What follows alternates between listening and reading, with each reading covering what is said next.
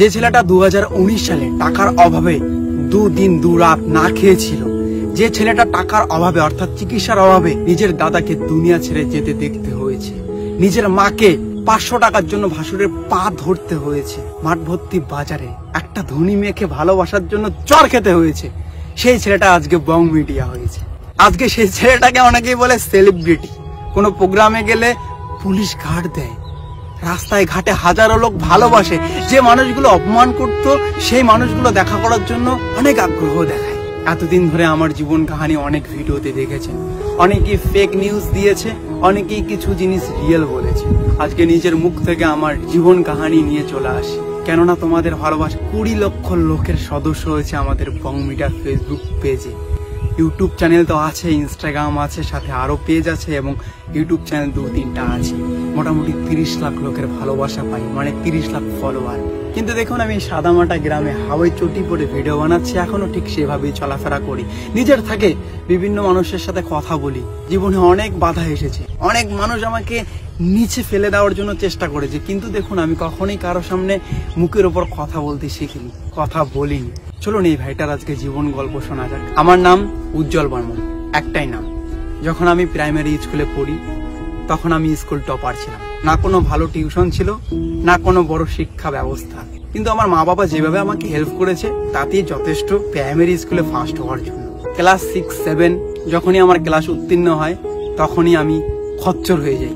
হ্যাঁ, প্রচুর পরিমাণে খচ্চর হয়ে যায়। আমার রেজাল্টও খারাপ হয়ে যায় দিন দিন, কেননা খচ্চর হয়ে যায়। তো পড়াশোনায় তখন আর মন থাকে না, শুধু খেলাধুলা। এবং যেহেতু হাই স্কুলে যাই, বাবার নজর বা মায়ের নজরের একটু বাইরে, তখন স্বাভাবিকভাবেই যে কেউ খচ্চর হয়। আমিও ঠিক খচ্চর ছিলাম এবং আমার পড়াশোনা দুর্বল হয়ে যায়, কিন্তু আমার মিডিয়াম কোয়ালিটির রেজাল্টটা আমি ধরে রেখেছিলাম। মোটামুটি ক্লাসের 4-3 রোল ছিল। কখনো অদিতি নামে একজন বান্ধবী আমার ছিল, তার 3 হয়েছিল, আমার 4। তার আগে আমার বন্ধু বান্ধব ছিল অনেক, সুদীপ, বিক্রম, তারা টপার ছিল, ভালো রেজাল্ট করেছিল, কেননা তারা ভদ্র ছিল, ভালো ছিল, আর আমি খচ্চর ছিলাম। স্বাভাবিকভাবে জীবন চলতেই থাকে, কিন্তু হঠাৎ আমার মায়ের অসুখ হয়। টানা 3 মাস মা হসপিটালে থাকে। সরকারি হসপিটাল নয়, প্রাইভেট হসপিটাল। প্রচুর টাকা চলে যায় এবং অনেক জমি চলে যায়। আমরা মোটামুটি আর্থিক দিক দিয়ে দুর্বল হয়ে পড়ি, যেহেতু আমরা মধ্যবিত্ত ফ্যামিলির ছিলাম। মা সুস্থ হওয়ার পরে হঠাৎ 2 মাস পরে আবার অসুবিধা।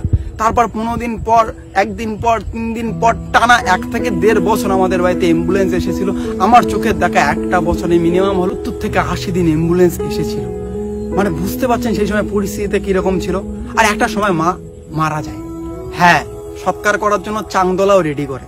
হ্যাঁ, কাঁধে করেছে। আমাদের হিন্দু ধর্মের সৎকার করতে নিয়ে যাওয়া হয় একটা লাশকে, সেই জিনিসটাও তৈরি করে ফেলে এবং সবাই কান্না কাটি। যা বলছি কখনো ইমোশন দেখিয়ে আপনাদের কাছ থেকে ভালোবাসা পাওয়ার জন্য বলছি না, সবসময় হাসিয়ে এসেছি, হাসায় আপনাদের কাছ থেকে ভালোবাসা চাই আমি। যদি কখনো মনে হয় আমার জীবন কাহানি মিথ্যা, একবার আমাদের এলাকায় আসবেন, প্রত্যেকটা লোক আমাদের জীবন কাহানি জানে। এখনো পর্যন্ত সবাই বলে কি দিন ছিল আমাদের জীবনে, থাকা তোদের ফ্যামিলিতে সব থেকে কঠিন কষ্টগুলো আমরা দেখতে পেরেছি। বাবা না ট্যালেন্টেড ছিল অনেকটা। তখন পাশের পাড়ার কানাই কাকু আমাদের গ্রামীণ ডক্টর ছিল, সে কাকুকে বলে কি স্যালাইন লাগাও, কেননা বাবা বিশ্বাস করেছিল যে মা বেঁচে আছে। তখন ডক্টরবাবু বলেছিল কি এভাবে মৃত লোককে তো কখনো স্যালাইন লাগা যায় না। পরে আমি লাগাইলাম, মৃত্যু হওয়ার পরে দোষটা আমারই হলো। আমার চোখের সামনে বাবা বলছে কোনো সমস্যা নেই, আমি আছি সেই দায়িত্বে। স্যালাইন লাগার পরে মোটামুটি 8 ঘন্টা পর পর টুক করে একটা করে স্যালাইনের ফোঁটা মায়ের শরীরে যায়। তখন বাবা বোঝে মা জীবিত আছে, সঙ্গে সঙ্গে নিয়ে যায় শুভম হসপিটাল। সেখানে টানা 3 থেকে 4 মাস ছিল, মোটামুটি 24টা দিন আইসিইউতে ছিল। মার স্বাভাবিকভাবে এত ওষুধ অনেক কিছু পড়ার পরে মানসিকভাবে একটু দুর্বল হয়ে যায়, কিন্তু বাবার অনেক কষ্ট, বাবার দৃঢ় বিশ্বাস, বাবার অনেক পরিশ্রম, বাবার ত্যাগ, অর্থাৎ সংসারের সব জমি জায়গা অর্থ সব বিক্রি করে দিয়ে মাকে ঠিক করার চেষ্টায় ছিল। তো বাবা সেই ত্যাগ এবং বিশ্বাস মাকে ফিরিয়ে দিয়েছে। কয়েকদিন পর মা আবার অসুস্থ হয়, এভাবে পুরো নিঃস্ব হয়ে যায়। একটা সময় আসে মা ঠিক হয়ে যায় এবং ততদিনে আমি 6 থেকে 7টা মাস, কখনো 3 মাস, কখনো 2 মাস মায়ের আদর পাই না। বাড়িতে শুধু ঠাকুমা আর আমি থাকি এবং কখনো কখনো দাদা থাকে। আমরা 3 জনে থাকি, আগুন তাপাই, কখনো আলুর সিদ্ধ ভাত খাই, কখনো একবেলা পান্তা ভাত খাই। এরকম দিন গিয়েছে, শত কষ্ট গিয়েছে, কিন্তু মা তো ঠিক হয়েছে। যাই হোক, পরে মা ঠিক হওয়ার পরে সুন্দরভাবে পড়াশোনা চালু হয়, সব ঠিকঠাক চলে। কিন্তু সেই সময়টা আর্থিক দিক দিয়ে আমরা খুব ভেঙে পড়ি। আমাদের এমনও সময় গিয়েছে যে একটা আমার পড়াশোনার ফর্ম ফিল আপ করতে যদি 50 টাকা লাগে, তার জন্য মিনিমাম হলো আমাকে 2 দিন অপেক্ষা করতে লাগছিল। অনেকভাবে ভেঙে পড়েছিলাম, কিন্তু মা পাশে থাকায় একটা মানসিক শান্তি ছিল। কিন্তু খুব কষ্ট গিয়েছে সেই সময়টা জীবনযাপন করতে। কিন্তু 1 থেকে 1.5 বছর কেটে যাওয়ার পর সব থেকে বড় ঘোর অন্ধকার আমাদের জীবনে আসে, দাদার অসুস্থতা।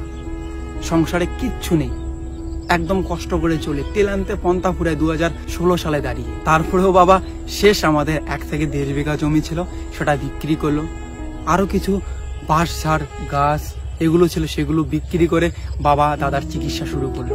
দাদার অসুখটা ভয়ঙ্কর ছিল, আমি ভাবতে পারি না, ভাবলে আমার এখনো কান্না আসে, গায়ের লোম দাঁড়িয়ে যায়। আমি অন্য কোনো ভিডিওতে পড়বো।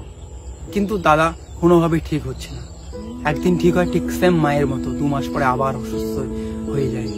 ঠিক এভাবে চলে যায় 1 থেকে 1.5 বছর, একদম নিঃস্ব হয়ে যায়, কিচ্ছু থাকে না। তখন সংসারের পরিস্থিতি এতটাই খারাপ, কেউ ভালো কথা বললেও সহ্য হয় না, কেউ তো আমাদেরকে পাত্তাও দিচ্ছিল না। কে আসতো, কে আসে ভাই এই দুনিয়া যখন তোমার কাছে কিচ্ছু থাকে না, যখন তুমি নিঃস্ব হয়ে যাও, যখন তোমার কাছে কোনো অর্থ থাকে না, কোনো পাওয়ার থাকে না, কিচ্ছু থাকে না, কেউ আসেনি। কিন্তু কিছু লোক যারা অনেক ভালো, আমার মনে আছে, তাদের জন্য জীবনে কিছু করব, তারা পাশে ছিল, এখনো পাশে আছে, এখনো আমাকে উৎসাহ দেয়। থ্যাংক ইউ তাদেরকে। দাদার সেই কঠিন অসুখ আমাদেরকে আরো দুর্বল করে দেয়। দাদার জন্য অনেক টাকা খরচা হয়ে যায়, তবুও বাবা জীবন দিয়ে চেষ্টা করেছিল দাদাকে বাঁচানোর। বাবার কাছে আমাদের জীবনের থেকে বড় মূল্যবান জিনিস আর কিচ্ছু নেই। বাবার কাছে টাকা মূল্যহীন। আজকে আমি অনেক টাকা আর্ন করি, অনেক ইনকাম করি, কিন্তু বাবার কাছে এই জিনিসটা কখনোই কখনোই কখনোই মূল্যবান নয়। বাবার কাছে মূল্যবান আমি যাতে সুস্থ থাকি, আমার মায়ের কাছে মূল্যবান আমার যাতে শরীরটা সুস্থ থাকে, টাইম মতো খাই। কেন জানি না বাবা মা গুলো এরকম। থ্যাংক ইউ, কষ্ট দিও না কখনো বাবা মাদের। যাই হোক, একটা সময় আসে যখন কিচ্ছু থাকে না, তখন বাবা নিজের পেটের কিডনি বিক্রি করে দাদাকে চিকিৎসা করতে চেয়েছিল। কেননা দাদা তো মারা যায়নি, সেই অবস্থায় দাদা অসুস্থ, এখন টাকার অভাবে চিকিৎসা করতে পারছি না, তো কি করবে, চিকিৎসা তো করতে হবে। তখন বাবাকে, বিশ্বাস করবেন না, আমাদের কোচবিহারের একটা হসপিটাল, সেখানে কিডনি দেওয়ার কথা ছিল, সেখানে হবে কিনা জানি না, তখন বয়সটা কম, আমার জাস্ট এরকম মনে আছে। কিন্তু মা অনেক কষ্ট করে কান্নাকাটি করে বাড়ি নিয়ে আসে। দাদা হসপিটালে ভর্তি ছিল, জানি না কিভাবে তখন টাকা মেকআপ করে আবার বাবা কোচবিহারে গেল, দাদা চিকিৎসা করলো, কিন্তু দাদাকে আর বাঁচাতে পারলাম না। আমার নিজের দাদা, আমরা 2 ভাই শুধু ছিলাম, আমার বোন ভাই কেউ নেই, শুধু দাদাই ছিল, একদম কাছের বন্ধু ছিল, খুব ভালো ছিল। একটা কথা জানেন, আমি মোটামুটি ভালো স্টুডেন্ট ছিলাম, কিন্তু আমার দাদা কেমন ছিল জানো, মেধাবী ছাত্র। সেই সময় বৃত্তি পরীক্ষা নামে একটা পরীক্ষা হতো প্রাথমিক অবস্থায়, সেই পরীক্ষাটা খুব কঠিন পরীক্ষা ছিল, সেই পরীক্ষায় 2য় র্যাঙ্ক করেছে। আজও না আমাদের চান্দামারি স্কুলের অনেক টিচার দাদার কথা ভাবে, সামনাসামনি দেখা হলে দাদার কথা বলে। আজও আমাদের গ্রামের অনেক মানুষ দাদার জন্য অনেক কষ্ট পায়। আজও আমাদের গ্রামে দুর্গাপূজা আসলে দাদার নামে একটা প্রোগ্রাম হয়, দাদাগিরি শো। যেহেতু দাদা শিক্ষিত ছিল, তো দাদাগিরি শোটা একটা শিক্ষামূলক প্রোগ্রাম, তো সেটা ধরে রেখেছে। দাদা মারা যাওয়া 7-8 বছর হয়ে গিয়েছে, তবুও সেই প্রোগ্রামটা ধরে রেখেছে, হয়তো আগামীতেও ধরে রাখবে। ধন্যবাদ আমাদের এই এলাকাকে, অনেক ভালোবাসা পাই এই এলাকায়, অনেক ভালো লাগে এই এলাকাকে। তাই তো আমি শহর ঠহর কোথাও যাই না। কিন্তু যাই হোক, দাদা মারা যায়। এদিকে যদি আমার কথা বলেন, যখন আমার মাধ্যমিক পরীক্ষা, তখন আমি পড়াশোনা ভালো করে করতে পারিনি, যেহেতু দিন রাত আমাদের বাড়িতে অন্ধকারের ছায়া ছিল। দাদার অসুস্থতা, না খাওয়া দাওয়া, প্রাইভেটের টাকা দিতে পারিনি বলে আমাকে প্রাইভেট থেকে বের করে দেওয়া হয়েছে। তবুও কষ্ট করে পড়াশোনা করার চেষ্টা করেছি, কিন্তু সংসারে এত খারাপ পরিস্থিতিতে ভালো রেজাল্ট করতে পারিনি। আমার মাধ্যমিকে 70% মতো আসে। আমার খুব আশা ছিল ভালো রেজাল্ট করার। এতদিন ধরে আমি 90% উপরে পেয়ে আসলাম, কিন্তু ঠিক মাধ্যমিক পরীক্ষার সময় পারলাম না। তারপর দাদা মারা যায় ক্লাস 11-এ। দাদা মারা যাওয়ার পর তো আমি ভাবিনি কখনো যে আমার মা বাবা বেঁচে থাকবে, কারণ সেই সময়টা নিজের ছেলে যখন মারা যায়, একটা মা বাবার পরিস্থিতি কিরকম হয় আমি মুখ দিয়ে কখনো বলে বোঝাতে পারবো না। কখনো আমি দেখেছি আমার নিজের মা বাবার কষ্টগুলো, আমি কি কষ্ট পেয়েছি, তার থেকে 10 গুণ কষ্ট আমার মা বাবা পেয়েছে। আর সেখান থেকে আমি আমার কষ্টগুলোকে উপলব্ধি করতে পেরেছি।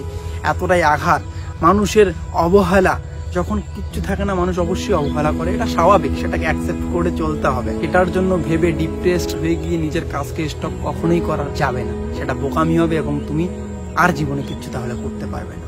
সবকিছুকে মানিয়ে নিয়ে তোমাকে তোমার কাজে ফোকাস করতে হবে। সেই সময়টা বাবা বিদেশ গিয়েছিল, জয়পুর গিয়েছিল। সাধারণত এখানকার লোক বিশেষত জয়পুর, কেরালা এইসব জায়গায় যায়, বেঙ্গালুরু।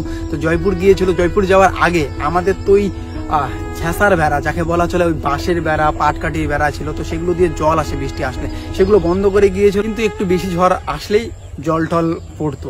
তো তখন বাবা বাড়িতে আসে, বাড়িতে আসার পর ওরকম ভাঙাচোরা ঘর, সেই সময় ঘর বানানো তো দূরের কথা, পুরো ঘরটা বাঁধার জন্য রশি কেনার জন্য যে টাকা লাগবে সেই টাকাটাও আমাদের ছিল না।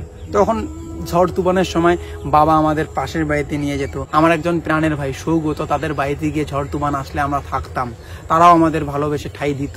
আমার মিঠুনদা, তাদের বাড়িতে গিয়ে থাকতাম, পাশের বাড়িতে গিয়ে থাকতাম। ঝড় তুফান আসলে আমাদের মাথার ঠাই দেওয়ার মতো জায়গা ছিল না। যদি কখনো মিথ্যা হয় আমাদের এলাকায় এসে যে নামগুলো বললাম, একবার ভেরিফাই করে দেখবেন।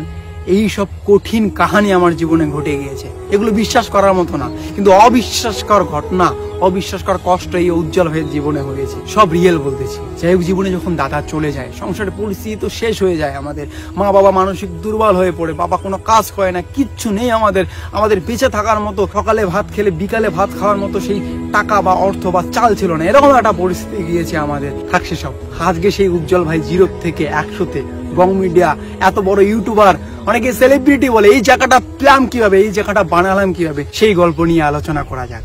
দাদা যখন মারা যায় তখন আমি জীবনে খুঁজি কিভাবে ইনকাম করা যায় ঘরে থেকে। বিদেশ থেকে একটা দাদা আসে, সেই দাদার মোবাইলে সার্চ করি কিভাবে ঘরে বসে ইনকাম করা যায়। অনেক কিছু ট্রাই করেছি, সেই মোবাইল থেকেই একটা ইউটিউব চ্যানেল ক্রিয়েট করেছি। যেহেতু ইউটিউব থেকে তখন ইনকাম করা যায় আমি জানতে পেরেছি, কিন্তু কিচ্ছু হয়নি।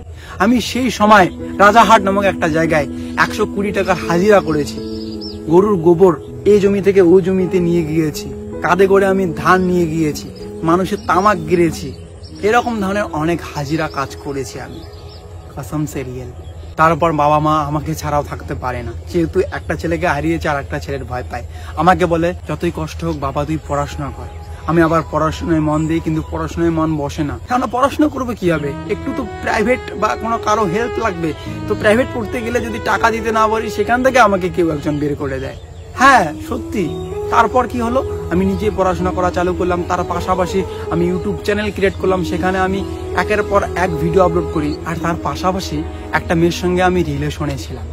না, অ্যাঞ্জেল প্রিয়া নয়, অ্যাঞ্জেল প্রিয়ার আগে অন্য কেউ একজন ছিল, নাম বলবো না, হয়তো আজকে সে এই ভিডিওটা দেখতে পারে, তার ফ্যামিলিতে কেউ দেখতে পারে, যারা আমাকে খুব অপমান করেছিল, যারা আমাকে বলেছিল তেল আনতে পান্তা ফুরে তোর, আর তুই আমাদের ফ্যামিলির মেয়েকে ভালোবাসিস, তোর অকাত কি আছে, বিভিন্ন রকম কথা তাদের ফ্যামিলির থেকে বলেছিল। হয়তো তারাও দেখবে, কিন্তু তার নাম কখনোই বলা যাবে না, আমি তার কখনো ক্ষতি চাই না। যাই হোক, সে আমাকে বলে ভালো করে পড়াশোনা করতে, সে খুব ভালো স্টুডেন্ট ছিল, সবকিছু মানিয়ে নিয়ে। তখন আমার একদিকে ছিল পড়াশোনা, একদিকে কাজ, আর একদিকে ওই মেয়েটি, আর একদিকে ছিল আমার মা বাবার অসীম কষ্ট। সে সবকিছু মিলে আমি পড়াশোনাকে একদিকে কন্টিনিউ করতেছি, আর একদিকে আমি করতেছি পার্ট টাইম ওয়ার্ক, তার পাশাপাশি ইউটিউব চ্যানেল। দীর্ঘ এভাবে চলতে থাকে 1 থেকে 1.5 বছর, এবং তারপর আমার চ্যানেলটা একটু গ্রোথ হয়, কিছু একটা ইনকাম আসা চালু হয় মোটামুটি। তারপর ধীরে ধীরে সেই চ্যানেল থেকে ভালো ইনকাম আসা চালু হয়, মোটামুটি ইনকাম আসা চালু হয়। সেই চ্যানেল থেকে আমি মান্থলি 1.5 লাখ 2 লাখ পর্যন্ত ইনকাম করেছিলাম। কেননা ইউটিউবের ইনকামটা কেমন হয়, কখনো বাড়ে কখনো কমে, কখনো বাড়ে কখনো কম, কিন্তু কখনো সেই চ্যানেল থেকে 50,000-এর নিচে ইনকাম করতাম না। 50,000 সেই সময় ইনকাম করতাম, আজ থেকে 6 বছর 7 বছর আগে। সেই টাকা দিয়ে সুন্দরভাবে আমার সংসার চলছিল, আমি স্কুটি একটা কিনি, এবং সেই টাকা দিয়ে আমি আমার পড়াশোনা চালাই। কিন্তু হঠাৎ সেই মেয়েটি, যে মেয়েটির সঙ্গে আমার রিলেশন থাকে, সেই মেয়েটি আমাকে ধোঁকা দিয়ে চলে যায়। খুব ভেঙে পড়ি, কেননা সরল সাদাসিধে একটা ছেলে ছিলাম, তো হয়তো খচ্চর বা বান্দারামি করতাম, কিন্তু মনটা তো আমাদের সেরকম থাকে না। সেই সাদাসিধে উজ্জ্বল ভাইয়ের এই মনটাকেও আঘাত করে শেষ করে দেয়, ধুলোয় মিশিয়ে দেয়। কত আঘাত সহ্য করবো আর। যাই হোক, অনেকবার আমি বুঝিয়েছিলাম, কিন্তু আমার লাইফে ফিরে আসেনি। আমি একটা জিনিস মানতাম, যে আসা সে আসবে, যে চলে যাওয়া সে চলে যাবে। হাজারো যদি রিকোয়েস্ট করা হয়, সে কখনোই আসবে না, কুত্তা লেস কখনো সোজা হয় না। আমি অনেক রিকোয়েস্ট করেছি, কিন্তু আসেনি। আর সেই সময় আমার লাইফে চলে আসে অ্যাঞ্জেল প্রিয়া।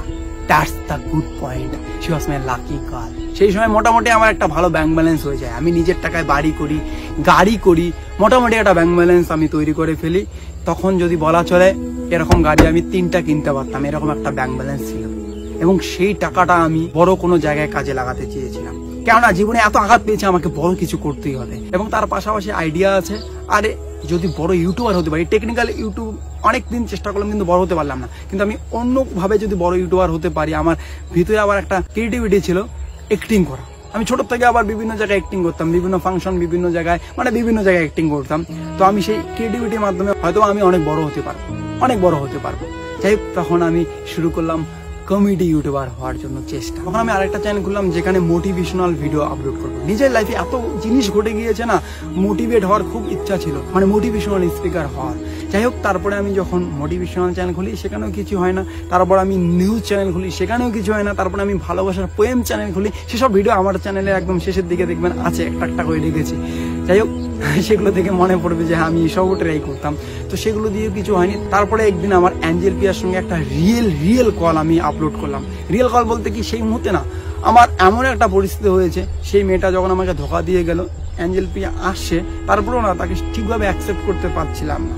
কিন্তু মেয়েটা খুব ভালো ছিল, খুব ভালো। আমি বলি অ্যাঞ্জেল পিয়ার বিষয়ে পরে, একটু টাইম দাও, যা বলছি রিয়েল বলছি। যাই হোক, সেই মুহূর্তে না কোনো কিছু ভালো লাগেনি, কেননা একটা মেয়েকে এত ভালোবাসা করে সে চলে গেল, এত আঘাত পেলাম জীবনে, ভালো লাগে না। আর কি আছে, এখন শুধু টাকাই খেলবো, মানে টাকা ছাড়া আমার কোনো কিচ্ছু ভালো লাগেনি। তখন সেই কয়েকটা বছর, 2 থেকে 2.5 বছর আমি কাউকে পাত্তা দিতাম না। এত সুন্দর মেয়ে, টাকা তখন আসছিল আমার অনেক, তখন মানতে অনেক টাকা ইনকাম করতাম, এত সুন্দর মেয়ে অফার করতো, কিন্তু তাও আমি পাত্তা দিতাম না। কিন্তু কিভাবে যে অ্যাঞ্জেল পিয়ার ওখানে ফেসে গেলাম, যাই বলি। তো অ্যাঞ্জেল পিয়ার সঙ্গে না আমার ওই ফোনে কথাবার্তা হয়, একটা ভালো লাগা থেকে যায়, এবং অ্যাঞ্জেল পিয়া বারবার ফোন করে। আমি তো ব্যস্ত থাকি, আমার তো তখন টাকা, লাইফ এসব নিয়ে স্বপ্ন, আমার জীবনে টাকা ছাড়া কোনো স্বপ্ন ছিল না। তো আমার প্রচুর ব্যস্ত লাইফ ছিল, তো তখন অ্যাঞ্জেল পিয়া বারবার ফোন করে আমার কাছে সময় যেত, আর আমি রাগ দেখাতাম। তো সেই রাগ রেগুলার শুনতো, তাও মেয়েটা আমাকে এতটাই ফোন করতো, কোনো কিছু মনে করতো না, কোনো কিছু মনে করতো না, কিন্তু এখন উল্টো হয়ে গেছে। এখন কিন্তু অ্যাঞ্জেল পিয়া আমাকে রাগ দেখায়, আর আমি কিছু মনে করি না, উল্টো হয়ে গেছে। যাই হোক, পরিস্থিতি কখন কি হয়। যাই হোক, আমি প্রচুর রাগ দেখাতাম, অ্যাঞ্জেল পিয়া সব সহ্য করতে, এত কষ্ট দিয়েছি অ্যাঞ্জেল পিয়াকে, এত কষ্ট দিয়েছি, সব সহ্য করতে। এবং আমি তখন ভাবলাম যে এটা আমার একটা মেয়ের বিষয়, বা আমাদের এই একটা ফানি বিষয়, আমি ওকে এত রাগ দেখাই, ও আমাকে বারবার ফোন করে। তো এই ফানি বিষয়টা আমি একটু আপলোড করে দিলাম, হিট হয়ে গেল, মোটামুটি 90 লাখ ভিউজ চলে গেল। তারপর ফেসবুক পেজে আমার ফলোয়ার হয়ে গেলো 2K। তারপর আমি একাই ভিডিও বানা চালু করি, আগে ক্যামেরাম্যান ছিলাম, নিজের ভিডিও নিজে এডিট করে আমি একাই ভিডিও আপলোড করতাম। তারপরে কিছু ছেলে আসে, তাদের দ্বারাই ভিডিও আপলোড করি, এবং তারপরে বাবার সঙ্গে একটা ভিডিও আপলোড করি, মদ খাওয়ার ভিডিও, যেটা আমার লাইফ চেঞ্জিং ভিডিও, যেটা আমার জীবন, যেটা আমার নিঃশ্বাস, যেটা আমার সবকিছু। একদিনে 10 মিলিয়ন ভিউজ চলে যায়, এবং সেই ভিডিওটা খুব ভাইরাল হয়ে যায়। ওই টেবিলের মধ্যে মদ খাই, এখনো হয়তো বা সবার মনে আছে, যে কাদের মনে আছে কমেন্ট করে জানাইও। তো সেই ভিডিওটার মাধ্যমে আমার অনেক ফলোয়ার চলে আসে। তারপর একের পর এক অ্যাঞ্জেল পিয়ার সঙ্গে ভিডিও, যেটাই আপলোড করি সেটাই ভাইরাল। তারপরে ইনকাম আসা চালু হলো বংমিটার থেকেও, কিন্তু ততদিনে আমার টেকনিক্যাল চ্যানেল থেকে আমি আমার বংমিটার থেকে অনেক বেশি ইনকাম করতাম। কিন্তু বংমিটার থেকে আমার আবার ভালোবাসা আসা চালু হলো, ফ্যান ফলোয়ার আসা চালু হলো, পরিচিতি আসা চালু হলো। যাই হোক, বংমিটার সব ঠিকঠাক চলছে, কিন্তু হঠাৎ সেই ঘোর অন্ধকার আমার পিছন ছাড়লো না। 200 যখন ফলোয়ার হলো, তখন আমার পেজ সাসপেন্ড করে দিল, আমার অ্যাকাউন্টও সাসপেন্ড করে দিল, আমার কোনো অ্যাক্সেস ছিল না। আমি ডিপ্রেসড হয়ে যাই, আমি পাগল হয়ে যাই। আমার মেন যে স্বপ্নটা এবং আমার যে টেকনিক্যাল চ্যানেলটা ছিল সেটা বাদ দিয়ে সেই মুহূর্তে আমি বং মিডিয়াতে ফুল টাইম দেওয়া চালু করতাম। সবকিছু বাদ দিয়ে যখন আমি বং মিডিয়াতে টাইম দিলাম, তখন আমার সব শেষ হয়ে গেল। বং মিডিয়া যখন চলে গেল, মা বাবার কান্নাকাটি, মানে ভাই, একটা ইউটিউবারের যখন ইউটিউব চ্যানেল চলে যায় না, কতটা আঘাত লাগে আমি উপলব্ধি করেছি। কত লোকের ইউটিউব চ্যানেল চলে যায়, তাদেরকে নিয়ে ভাই কখনো খিল্লি করবেন না। মানুষের ইমোশনে কখনো আঘাত যখন করবেন, মানুষকে যখন কষ্ট দেবেন, সেই কষ্টটার ফল পেতে হবে আপনাকেও, আসলে কাল পেতে হবে 100%, এটা মাথায় রাখবেন। তাই মানুষকে নিয়ে কাঠি করা, মানুষের পিছনে প্লিজ লাগেন না, নিজের লাইফের দিকে দেখুন না, নিজের লাইফের কথা ভাবুন। তোমার বাবা মা তোমাকে কি মানুষের পিছনে কাঠি করার জন্য জন্ম দিয়েছে বলো? কেউ ভুল করতেছে তাকে বোঝাও ভাই, কেন হিংসা করো, এ করো সে করো। যাই হোক, সেই মুহূর্তে যখন আমার পেজ চলে যায়, আমি শেষ, মানে ভাবতে পারছেন এত বাধা বিপত্তির পরে যখন একটা ভালো আলো অন্ধকার জায়গায় আসলাম, সেখানে হঠাৎ করে ঘোর অন্ধকার চলে আসলো। কি অবস্থাটাই না হয়েছিল। তারপরে অনেক কষ্ট করে, অনেক কিছু করে পেজটাকে ফিরিয়ে পাই, কিন্তু ঠিক 1 মাস পরে আবার সেই পেজ চলে যায়, আবার ফিরিয়ে পাই, আবার পেজ চলে যায়, আবার ফিরিয়ে পাই। একবার পুরো ইনকাম চলে যায় 3 মাসের জন্য বং মিডিয়ার। কিন্তু সেই মুহূর্তে আমি ভেঙে পড়িনি, কারণ ইনকাম করার জন্য আমার আর একটা লাইন ছিল, আর নিজের প্রতি একটা বিশ্বাস ছিল। আজও আছে, কালকেও থাকবে। আজকে যদি আমি নিঃস্ব হয়ে যাই, ঠিক হয়তো সময় লাগবে, আসলে তো কাল ঠিক আবার আমি লাখ লাখ টাকা মান্থলি ইনকাম করার দম রাখি। আমার নিজের প্রতি এই বিশ্বাসটা আমাকে অনেক উপরে নিয়ে যাওয়ার জন্য অনেক হেল্প করে, অনেক উপরে নিয়ে যাবে আগামীতে। সঙ্গে না আমি বিজনেস করার জন্য খুব পাগল ছিলাম, আগামীতে বিজনেস করব, একদিন বড় বিজনেসম্যান হয়ে দেখাবো, এটা আমার নিজের প্রতি একটা বিশ্বাস, একটা দম, জানি না পারবো কিনা, বাট হয়ে দেখাবো, নিজের প্রতি একটা বিশ্বাস। আর সেই বিজনেস করার জন্য আমি বিভিন্ন রকম অ্যাপ্লিকেশন ক্রিয়েট করেছি। ডিজিটাল মার্কেটিং এর মধ্যে আমার HTML.net থেকে শুরু করে ওয়ার্ডপ্রেস বিভিন্ন অ্যাপ্লিকেশন বানাতে পারি, বিভিন্ন ওয়েব ডিজাইন করতে পারি, বিভিন্ন ব্লগ পোস্ট করতে পারি, আরো বিভিন্ন রকম কাজ আমি জানি। তো এমনি ফিজিক্যালি আমি নিজের বিজনেস করার জন্য একটা ফুড ডেলিভারি অ্যাপ চালু করি। আপনারা হয়তো জানেন না, আমি শপিং কোম্পানিও খোলার চেষ্টা করি, কিন্তু সেখানেও বাধা। এমন বিশ্বাসঘাতক বন্ধু ছিল, সেই বন্ধু আমাকে পাশ দিয়ে চলে যায়। আমি ভাবি সালা এবার যা করবো একাই করবো। চলুন এখন মেন বং মিডিয়ার জার্নিতে আমি আসি। বং মিডিয়া ঠিক সেভাবে চলতে থাকে। আর সবাই একটা কথা বলে, আমি কেন নিজের লোককে নিয়ে ভিডিও বানাই, কারণ নিজের লোক কখনো ধোকা দেয় না, খুব কম নিজের লোক ধোকা দেয়। কেননা বাইরের লোকের সঙ্গে কাজ করে অনেকবার ধোকা খেয়েছে ভাই, তাই বাইরের লোকের সঙ্গে অত মিশতে চাই না কাজের দিক দিয়ে, কিন্তু এমনিতে চলাফেরার দিক দিয়ে আমি মিশতে চাই। যাই হোক, ব্যাক টু ব্যাক যখন ভিডিও বানাতে চালু করলাম, যাই হোক তারপরে আর পিছনে তাকাতে হলো না, একের পর এক ভিডিও বানালাম, দিন রাত কিন্তু খাটতে হয়। একটা ভিডিও বানার পরে আরেকটা ভিডিও কি আসবে, আরেকটা ভিডিও কি আসবে, আরেকটা ভিডিও কি আসবে, এভাবে ভাবতে ভাবতে কিন্তু দিন রাত চলে যায়। শরীর খারাপ ধরে এই ভিডিওটা বানাচ্ছি। তো এভাবে অনেক পরিশ্রম এবং মানুষের ভালোবাসা, মানে তোমাদের ভালোবাসা এবং বাবা মা, অ্যাঞ্জেল প্রিয়া, প্রসন্দা, জয়ন্ত, মনোজ এবং আরো অনেক লোকের ভালোবাসায় আজকে এই জায়গাটায় আসতে পেরেছি। এই জায়গাটায় এসে 2-3টা জিনিস আমার খুব ভালো উপলব্ধি হয়েছে। যে লোকগুলো আমাকে কুত্তা ভাবতো না, তারা আজকে আমাকে সম্মান করে। যে লোকগুলো অপমান করেছিল, তারা আজকে আমার সাথে সেলফি ওঠার জন্য পাগল। এমনকি আমাদের মুখ্যমন্ত্রীও আমাদের ভিডিও দেখে। আইম্যাক থেকে আমাকে কন্ট্যাক্ট করেছিল, সেখান থেকে আমি জানতে পারি। এমনকি বিভিন্ন জেলার ডিএম, MLA, বিভিন্ন আর্টিস্ট, সাহিত্যিক, অসহায় লোক, সাধারণ পাবলিক সবাই আমাদের ভিডিও দেখে এবং অনেক মানুষের ভালোবাসা পায়। আর আজকে সব মানুষের ভালোবাসায় আমাদের বং মিডিয়া ফেসবুক পেজে হয়ে গেল 20 লক্ষ ফলোয়ার, মানে 2 মিলিয়ন ফলোয়ার। আর কি লাগে জীবনে? আমার এই ভিডিওটা বানার উদ্দেশ্য, হয়তোবা তুমি আজকে অন্ধকার পরিস্থিতিতে আছো, নিজের বং মিডিয়া ভাইকে দেখলে তো কতটা অন্ধকার পরিস্থিতিতে ছিল, তাহলে তুমি কেন চিন্তা করো ভাই? তোমার যত বড়ই অন্ধকার পরিস্থিতি থাকুক না কেন, অন্ধকারের পরে আলো আসবে। এই যে অন্ধকার হচ্ছে, কালকে ঠিক আলো আসবেই, সেম লাইফেও। কিন্তু তোমাকে কাজ করতে হবে। তুমি কোন অবস্থায় আছো, কিভাবে আছো, গ্রামে আছো না শহরে আছো, কোথায় আছো, তুমি কালো না ফর্সা, সেটা কোনো ম্যাটার করে না। তোমার কাজ তোমার স্বপ্নে পৌঁছে দেবে। ভাগ্য নিজের থেকে কখনো তোমাকে শীর্ষে পৌঁছে দেবে না ভাই, তোমার লক্ষ্যে কখনো পৌঁছে দেবে না, তোমার কাজ পৌঁছে দেবে। ভাগ্যকে তৈরি করতে হবে, ভাগ্য কখনোই তৈরি হয়ে আসে না, ভাগ্যকে তৈরি করতে হবে। সেটা তোমার পরিশ্রম, তোমার ট্যালেন্ট, তোমার কাজ তোমার ভাগ্যকে পরিবর্তন করবে। আজ যদি আমার কপালের ভরসা আমি থাকতাম, তাহলে হয়তোবা আমি অসহায় মানুষের মতো জীবন যাপন করতাম, বাবা মাকে নিয়ে রাস্তায় বেরোতে হতো, হয়তোবা চিকিৎসার অভাবে নিজের জীবন বা বাবা মার জীবন কখনো বাঁচাতে পারতাম না। কেননা জীবন বাঁচাতে গেলেও টাকা লাগে, পুরো দুনিয়া চলে টাকার উপরে ভাই। আর সেই টাকা আসে তোমার কর্মফলে, তোমার কাজে ভাই। সো তুমি তোমার কাজে ফোকাস করো, কে কি বলে বলুক তাতে যায় আসে না। তুমি যদি ঠিক থাকো তুমি জয়ী হবে। আমাকে নিয়ে অনেকেই কটূক্তি করে, কিন্তু আমি পাত্তা দিই না, আমি আমার কাজ করি। আমি অসুস্থ হয়েছিলাম, অনেকে ট্রোল করেছে, একটা রিলস বানিয়েছি বলে, কিন্তু আমি মনে করি আমার রিলসটাও কাজ ছিল। রিলস থেকেও ইনকাম করা যায়, রিলস থেকেও ফলোয়ার হয়, রিলস থেকেও অনেকে অনেক ফ্যান ফলোয়ার বানিয়ে ফেলেছে। সো কাজ করতে গিয়ে যদি তোমাকে ট্রোলের শিকার হতে হয়, অনেকে খারাপ বলে, আরে আমাকেই তো কতবার বলবো, অনেকেই খারাপ বলেছে। আজকে তুমি আমার জিরো থেকে হিরো হওয়ার গল্প শুনলে, কালকে আমি তোমার শুনতে চাই। আর আমি যদি করতে পারি, একটা সাধারণ ছেলে, একটা অসহায়, একটা ভিখারি ছেলে হয়ে যদি আমি আজকে এই জায়গাটা আসতে পারি, তুমি কেন পারবে না ভাই? হয়তোবা আমার থেকে তুমি বেশি খারাপ পরিস্থিতিতে নেই, থাকলেই বা খারাপ পরিস্থিতি ভালো পরিস্থিতি জীবনের অংশ। তোমার খারাপ পরিস্থিতি তোমার কর্মফলে। যদি তোমার খারাপ পরিস্থিতি জীবনের কম্পালসারি সাবজেক্ট হয় না, তবে বং মিডিয়া উজ্জ্বল ভাই আজকে বলছে, তুমি শুনে রাখো, তোমার ভালো পরিস্থিতি তাহলে মেইন সাবজেক্ট। সেই মেইন সাবজেক্টকে বেশি ধ্যান দাও, কাজ করো, এক কথায় আর কোনো কথা নেই। পয়সাই দুনিয়া, পয়সাই সব। আজকে এত কিছু ডায়লগ দিতে পেরেছি, ভিডিওটা দেখতে পাচ্ছ পয়সার জন্য ভাই। পয়সা দিয়ে তুমি মোবাইলটা কিনেছো, রিচার্জটা পয়সা দিয়ে করেছো, আমার কথা। আর পয়সা থাকলে ভালোবাসা সবকিছু চলে আসে। কিন্তু মানুষের একটা ব্যবহারও অনেক ইম্পর্টেন্ট, সেটা আমাদের জীবনে চলতে গেলে তো ব্যবহারটাও অনেক ভালোভাবে রাখবে মানুষের সঙ্গে। তুমি বড় হয়ে যাবে, অ্যাটিটিউড নিয়ে আসবে না। আজকে উজ্জ্বল ভাইকে দূর থেকে অনেকেই বলে তোর সেই অ্যাটিটিউড, একবার কাছে এসে মিশে দেখো উজ্জ্বল ভাইকে ভালোবেসে ফেলবে। আঘাত পাওয়া সেই ছেলেটি, সে মা বাবার তীব্র কষ্ট দেখে আসা ছেলেটি, বারবার বারবার অপমানিত হওয়া ছেলেটি কখনো অ্যাটিটিউড কি জিনিস সেটা শেখেনি, সেটা দেখেনি। সো অ্যাটিটিউড ভাব এগুলো অনেকটা ম্যাটার করে।